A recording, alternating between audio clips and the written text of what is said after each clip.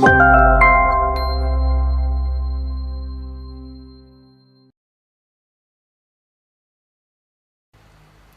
and Assalamualaikum. My name is Aisyah Idayu binti Abdul Hamid and my number metric is C21A1669. So the topic is what are the contributing factors that makes Malaysia a famous tourist attraction.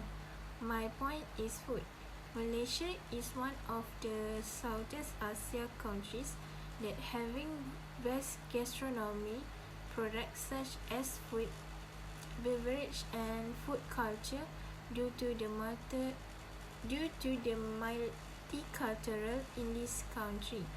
There are various races in Malaysia, particularly Malays, Chinese, Indian and other ethnic groups are mixed in Malaysia gastronomy products. For instance, nasi lemak and rendang are accepted as traditional Malay food. Chicken rice, cincau and char kway teow as Chinese traditional food, and beverage roti canai, teh tarik and chapati as Indian traditional food. This food and beverage have been offered in combination by many ethnic restaurants, and it creates significant array of Malaysian gastronomy products. When Malaysia have many delicious food, the tourists will come and it has an impact on the country's economy because the tourists will come to Malaysia to taste the food. Other than that, not forget to presentation of the food can attract the tourists to taste the food from Malaysia. So the tourists can feel happy and feel the food is very delicious to eat. Assalamualaikum warahmatullahi wabarakatuh, and my name is Sheikh Mashraf bin Chiazuki. I'm number C20A0955. In my opinion, I think Malaysian people is the main source in attracting customer to our country. This is because our country is based on the different kind of ethnic, race and religion, and that what make our country is very special. Also, we live in society. We never fight each other. This is because we already learned from our dark history back in the day in 19th. I think the main source that make tourists attract to Malaysia, our Malaysia people is that's because our people are very friendly with other people, including tourists. That I think the contribute in making tourists comfortable with us. In conclusion, I think that Malaysian people contributors in attracting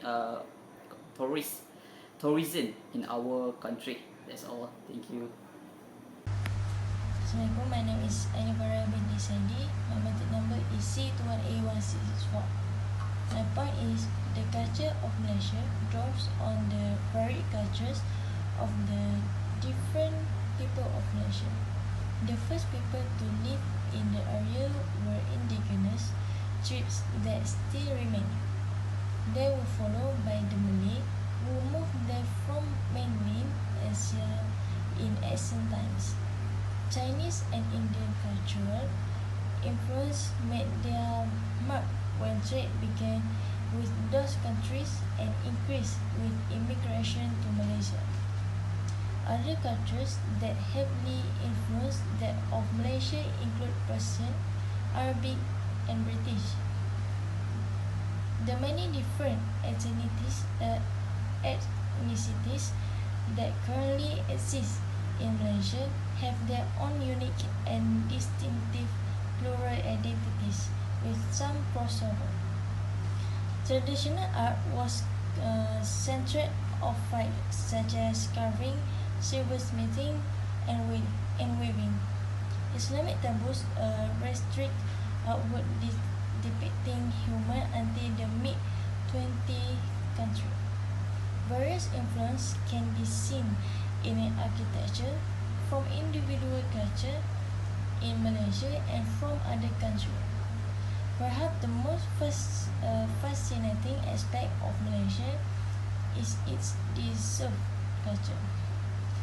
In addition to colonial influence, there are a mixture of Asian culture present in the country. Malay make up approximately half of the population.